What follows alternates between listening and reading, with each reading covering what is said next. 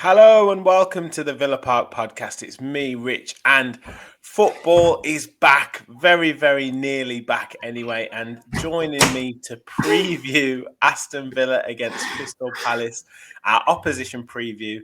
Joining me in the away end is Rich from Eagle Eyed Football. How are you doing, mate? Yeah, personally, I'm good. You said that football's back. Yeah, I'm not looking forward to it. Could the international break be longer this time round for once? No, all in all, I'm doing well. Thanks for the invite once again. No problem at all. No problem at all. Guys, make sure you hit that like button and hit the subscribe button. Make sure you help us on the road to 5K. It feels like I've been saying that for ages, but all these international breaks been messing up this algorithm. So hit the like, get your comments in, and make sure you subscribe to the channel.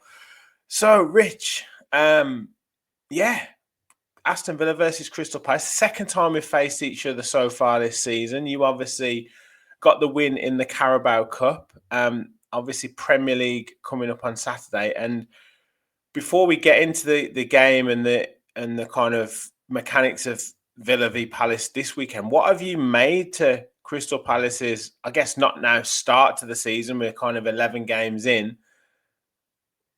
I can't believe it. Since the way they finished the season last season, the manager was kind of buzzing. Everything, there was such a buzz about Crystal Palace, and I'm so surprised at the way they've started this season. It sounds crazy, but I'm not, and I'll explain why. Granted, I'm not happy with how we started, but I'm not surprised it's gone in this manner. Look, we had a fantastic end of last season. Glasner came in. We just looked like a breath of fresh air, to be honest. Attacking football against all teams, wasn't afraid. Now, granted, a lot of the teams will say, oh, well, new manager bounce or teams were on the beach and stuff. The Villa one, I understand. Yeah, definitely on the beach. Listen, you just secured Champions League football. I know you didn't care. And to be fair, your fans were amazed at Selhurst Park, even despite the scoreline. But you still got to beat what's in front of you. That's football. Yeah, absolutely. We all wish we could make that excuse of, we were on the beach and stuff. Some may not get that luxury than others. We went into the summer window, and I'll try and be as brief as possible. We signed Chadi Riyad pretty early. And then, once again, the board does a typical Palace thing, or board thing, I should say, and waits till the last day of the window to make more signings. Now, in that time, we also lost Michael Elise, who is a phenomenal footballer. I'm glad he's doing well at Bayern Munich because we've been saying it. Like, I know he played for Palace, but people said, "Oh, he's not going to be playing for Palace." Like, to kind of diminish how good of a player he is because he's playing for us. He's doing absolute wonders at Bayern Munich. We lost obviously Joachim Andersen and we lost Jordan Ayew. The Elise loss, we saw it coming anyway, but we wasted the whole of the window faffing about, not trying to buy a like-for-like type player to then buy Daichi Kamada on a free transfer and this Melee Sarr, both who played that were completely different, and it just knocks out the balance of our team. And it's also it's made Daniel Munoz less effective, who's the right wing, the fullback. Tyreek Mitchell isn't the best going forward, and Eze's form's not been great, so that's not being helped. And the funny enough thing is now the strongest bit of our team is the backline, which still has mistakes in it. So it's been a terrible season, and it's weird in saying that because in quite a few of the games we've played, if we're taking our chances, we would have a lot more points. Yeah. But that's football. You don't take your chances. Yeah, of course. You Of don't course. win games of football, Granted, also we've had luck in those games, like at home to Man United. United could have been 4-0 up before Eze missed two of his chances. In this, like, it's all swings and roundabouts. Look, we haven't taken the chances. We've not been good. We've not been consistent, and we deserve to be where we are in the league. And what's the kind of mood around the fans about the manager and what's he? I mean, how does he feel about all this? Has he kind of missed out on targets that he's wanted? Has he been sold a kind of a duff hand, like in terms of what was promised him when he came in and what he would be able to spend in the summer? Like, how is he feeling about the whole situation?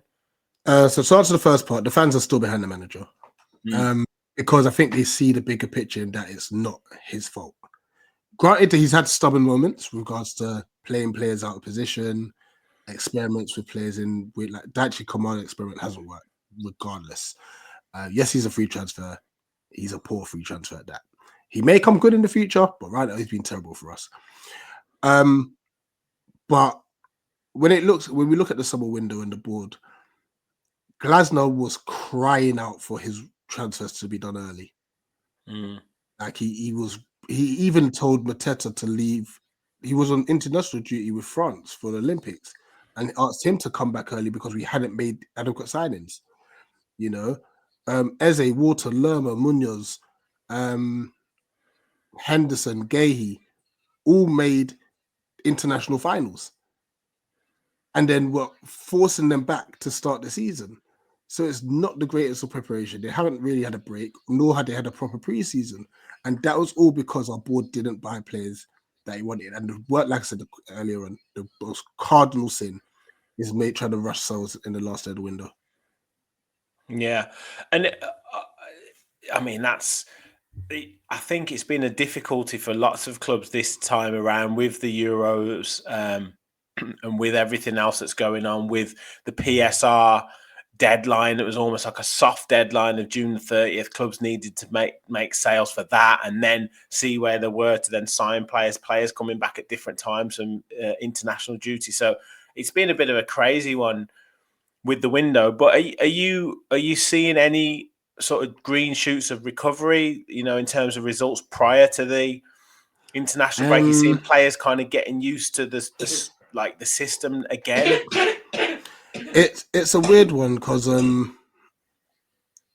that little resurgence we had we knew it was temporary because we knew Adam Water needed surgery and he needed surgery before he even came back to us. Chet Corey came back and then got injured again. And then throughout these international breaks, we've had injuries. So we've actually had to force players to play injured most of the season. Look, I am not making excuses. Like I said earlier, we deserve to be where we are in the league. I'm not one that makes excuses for anyone. And so we have been fortunate with injuries. Some of it on our own doing. So the game we played against you in the cup, Eze and Wharton both came off in that game. Yeah. After we ran our socks off for 90 minutes against Spurs 3 days before, and then after you, so we've beaten Spurs, we beat you, and then we drew with Wolves. I'm there thinking, yeah, this is great. Then Hughes gets himself suspended stupidly. We had having to start Daichi Kamada, Mark Gahey and our youngster from an academy, Justin Devaney, against Fulham. Like, we've just had no luck in areas. With regards to our injuries as it stands, Eze's back in training, so he's not playing. France has been injured all season. Nketiah's injured. Kamada's suspended. Some may say that's a blessing in disguise. Decore's been past fit, so that's good. Hughes is back from suspension. Wharton's not fully fit yet. Lerma's just come back from injury. So we've got a few players coming back, but it's still. I won't be surprised if you see Jeffrey Schlupp starting, and that in itself is an indictment of how poor our squad depth is. Yeah. Watch him score an absolute screamer tomorrow. We were talking before we came on about kind of the situation for both teams and what a big game it is for both teams for many different reasons. And I was saying, Villa aren't necessarily in the best of vein of form at the moment, but you kind of smiled in terms of I wish we I wish we were in your position to be saying that kind of Champions League and fourth or fifth. Obviously, dropped down to sort of seventh, eighth in the league at the moment, but it's so tight up there. But what have you made to Aston Villa, this season so far in terms of what they're doing at the minute and how they're balancing that Champions League, Premier League situation? Yeah, it was always going to be difficult, and this is me speaking of a fan of a club who's never experienced Europe. But when you actually watch like European football, you see it's more so the bigger teams with the bigger infrastructure, the bigger wage bracket that can maybe just completely switch their sides around in Europe. Granted, you've got a good squad, but who in the right mind would be thinking, that's all right, Gaffer, rest me. This is Champions League football. This is the creme de la creme of league club football. They're all probably chomping at the bits to play, so it was always going to be difficult. I know you've also had a few injuries as well, which has hampered you. But I think for you, it's been a weird season in the sense of, first, let's talk about John Duran, who, yeah, I mean, I like him. He's a very good player. The debate for me, obviously, I'm an outsider looking in. Should he start more games? But I'll leave that for you, your fan base to debate. Obviously, Ollie Watkins doing his thing, but him wanting to potentially leave because he didn't have more minutes, and how ironic that he ends up scoring to go it was against the mad. team. It was written in the stars. That it was absolutely written in the stars. Yeah. But like I said, I like his playing style. He shoots from wherever he needs to shoot from. His technique's unbelievable. Good player. But you've also had, like I said, just injuries in other areas which hasn't helped you. But the squad depth, like Rodgers has come through for you guys, looking good. Where the likes of like Barkley's been injured, Kamara's always iffy. Onana, unfortunately, for you out as well. Our only hope in this game is attacking your fullbacks, and that's if it's Cash and Dina. If it's, correct me if I'm wrong, do you have a Moreno? No, he's gone on loan to Nottingham Forest, so it's so Ian, that's where I saw him. Okay, fair enough. Yes, gotcha. Ian Matson is the other left back Matson, yeah, option. He's a good player. Let's say if you did Matson and Konza, long day for us. Yeah. No, it's interesting because with regards to the squad, and this is a similar situation. I was saying this before the season started. I really like what we've done with the squad and bolstered that midfield with the signings of Barkley, Onana, made it a bit more physical, made a bit more height in there because that was an area where we were weak last season. But what Unai is trying to do at the moment is change sort of the style of play rather than being sort of quite utilising our passing to get through the lines. He's using fast, like strong runners with the ball. So the likes of Onana, the likes of Morgan Rogers, Jacob Ramsey when he's fit, can all run and get distance up the pitch. The problem with it is he hasn't necessarily had all of the players, similar to what you guys have had in pre-season, but maybe for slightly different reasons, hasn't had all the players together. And Unai Emery is so meticulous with his training and what he wants to do. He hasn't had long enough with the players to implement that style. So the last few games, it's kind of seen like Watkins has been isolated. Rodgers is having to do too much. Leon Bailey's form has really suffered because he's kind of out on the right on his own, especially if Ezri Konsa's playing right back. Ezri Konsa's not going to get forward to help him. And so there's been a bit of disjointed. We've managed to get results off the back of, John Duran, like you've said, and being able to make substitutions and bring players on to change the game. But in terms of that flow, it hasn't really been moving with Villa lately. I'm hoping that this international break and also, like conversely, having a few injuries might force him to play a bit more of a settled team for 4 or 5 games and help them build some rhythm. So, yes, the likes of Onana's injured, Kamara's injured. I think Ezri Konsa's injured. But he can still play Tielemans, Barkley, McGinn, Bailey, Watkins. He can still play all those players and hopefully they can build some understanding together because last season that's what helped us so much. It was like, it was 11, 12, 13 players all the time that were just rotating. And yes, they got tired at the end of the season, but that's what got us to the Champions League. So I'm kind of hoping that comes through. But yeah, you're right. So there's John Duran's been incredible. Ollie Watkins, although he hasn't been great the last few games, but Ollie Watkins has still scored goals. But like I say, he's looking a bit isolated. I'd hope that he comes back after scoring an international a goal. He comes back like a bit more form. But yeah, it's a big game for Villa. It's one of those where you don't want to lose 5 games in all competitions in a row. And Crystal Palace always give Aston Villa a tough game. I remember you beating us 1-0, I think, a couple of years back. Remember Mateta scoring last season, and then Villa having the late comeback. So it's always a tough game against Palace, and I expect you guys to be, really, really at us. And like you say, in terms of like attacking the fullbacks, would you say that's the kind of area of your strength for those sort of players? Who are the players that we would need to watch out for from a Villa perspective? I wouldn't necessarily say areas of strength just because of like I said, the squad's not as strong as it was last year. And there's no SA playing, but I think Ismail Sarr has a lot of pace. Yeah, Mateta's Well, Villa have quick. looked at him so many times and never gone for him for whatever reason. But yeah, and then my hope is we play one of our youngsters called Asher Agbenone. The fan base have been raving about him. Like I've been shouting his name for like ages.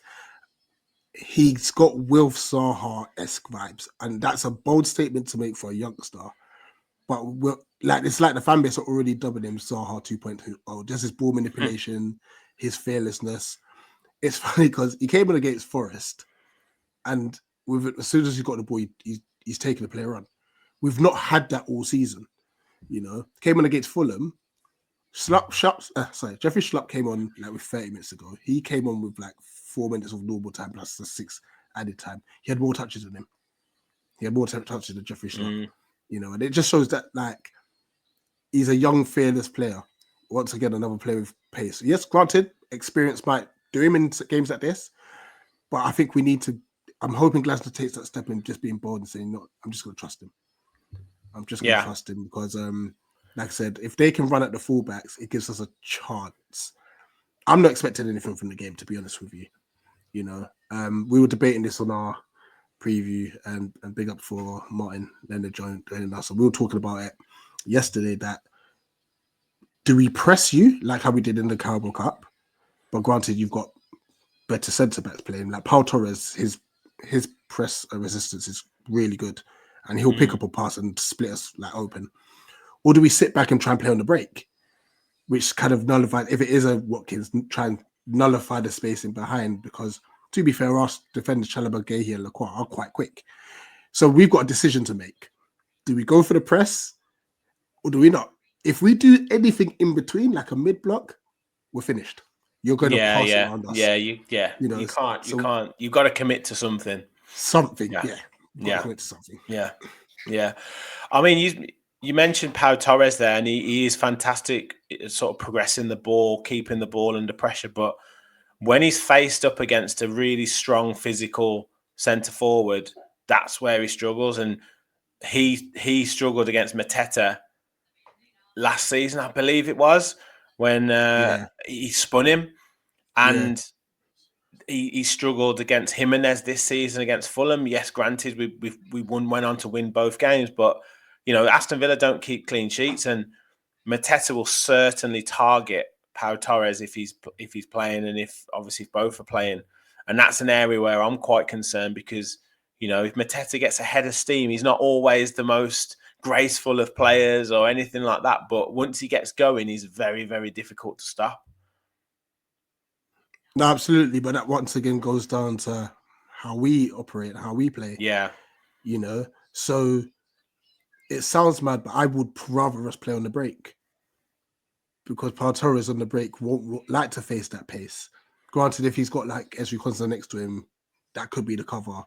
Who else plays centre back for you? Is it Carlos? It'll definitely be Carlos. or it definitely won't be Ezri Konsa because he's definitely injured. Oh, he's definitely out. Okay. Yeah. I think he might have a chance of coming back against Juventus in the Champions League, but he's not going to be risked tomorrow. So it's likely to be Carlos, but it could be Tyrone Mings. He could play two left-sided centre backs at the back, but I'd imagine it'll be Diego Carlos. Now, that might change how I want to operate because he's not good with the press. From what I see, when we had that Carabao Cup game, he's the reason we scored. Kamada scored. Yeah, he's liable for a mistake every game. Yeah. From that press. So, look, these to us, it's like fantastic. These are good players not playing, but there's still enough quality in your side that we still need to be wary of, and we're gonna have to be at our absolute best. I think Eze might return next week. Wharton might return in the next week or two. So hopefully, if we could just somehow get points, and then our players get back, and then just make it to the January transfer window, hopefully we can have like a half-season kick on and get ourselves up the table. Well, before I get your score prediction and we finish up, that's what I was going to ask. In terms of the kind of hopes and aspirations now for the season, because I'm pretty sure, like you said, as the preseason went through, you kind of realised what was happening. But off the back of the end of last season, you must have been thinking, right, we have to kick on now and potentially challenge for Europe. But what are you thinking now in terms of like a relegation battle, or is it, kind of mid-table? What are you thinking now? I think we'll finish mid-table. Anything between 12th and 15th. But that's all going to be dependent on these next. I think there's about 6 or 7 games before Christmas, and it's not an easy running. It's not at all. And the Christmas fixture pile up is always going to be difficult. We've just got to make sure that we're not crazy adrift. Maximum 3 points. If we're still in the relegation zone, just be 3 points adrift of whoever's 17th and stuff. 5 is pushing it, but I think we can recover from that if we have a decent January window.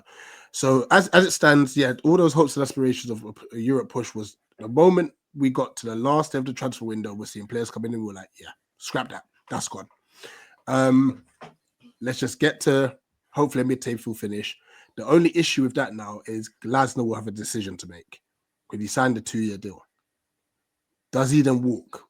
Because if he's not going to get backed by the board, why stay? And then once again, we're starting the whole process all over again. I don't think our board's trying to take us forward, which is a shame. Well, mate, I feel your frustration, and Palace is a club I like, and I love the atmosphere at Selhurst Park. I've been there a few times myself, so I want to see them.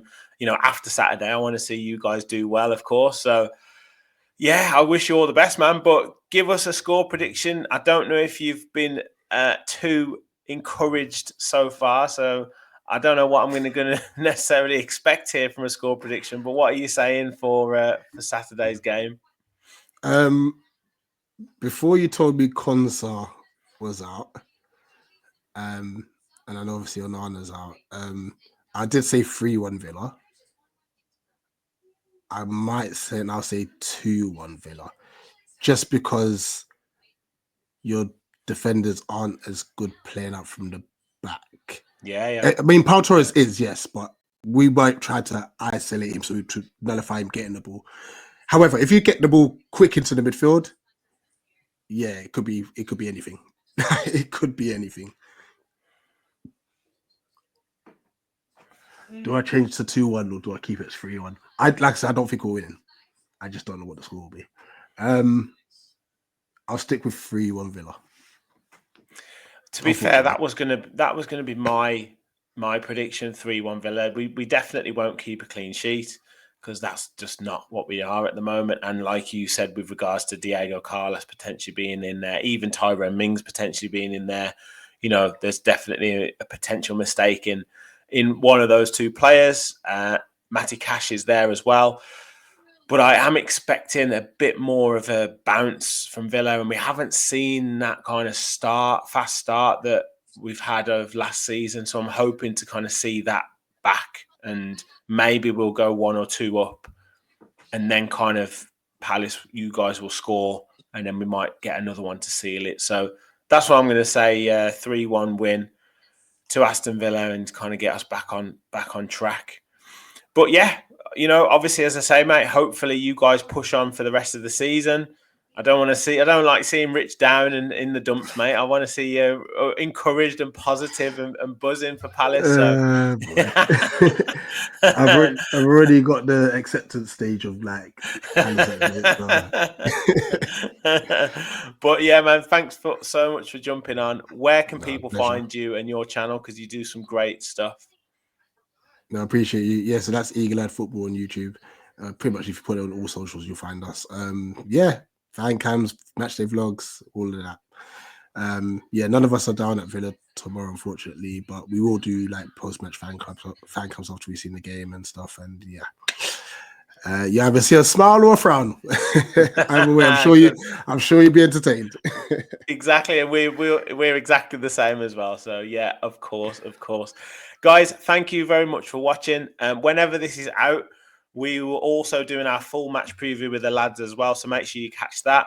Make sure you hit that like button, hit the subscribe button. We are back with all of the content coming. So make sure you stick with the channel. We've got match preview, as I said, match reaction, instant reactions, Champions League preview, all of that stuff. So make sure you stay with the channel. Rich, thanks so much for joining. Thank you all for watching. And as always, remember, we'll follow the Villa.